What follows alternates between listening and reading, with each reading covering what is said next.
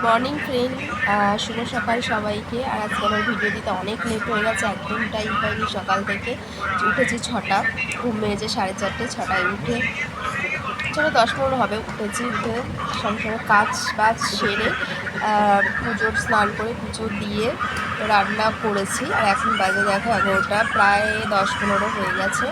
আর দেখো মানে সকালে যেহেতু আমি টিফিন করিনি, আজকে আমাদের কপালে কোনো খাবার নেই, তো কী করবো কী খাবো ভাবছিলাম। তো আমি ভাবলাম আমি তো চিড়ে ছাড়া সেরকম কিছু খেতে পারবো, তো চিড়ে ভিজিয়ে নিলাম, আমি আর মেয়ে খেলাম। আর একজন যে ওই দেখো না খেয়ে শুয়ে ফোন দেখছে, উনি আবার চিড়ে খাবে না, মুড়ি খাবে না, অন্য আদার্স কিছু খাবে না।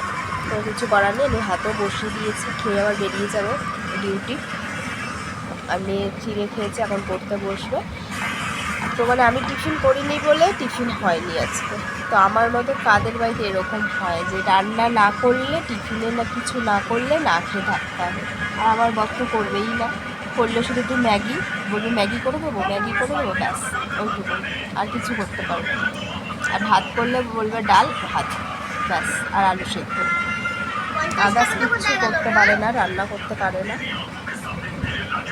তুই রেখে পড়তে বস।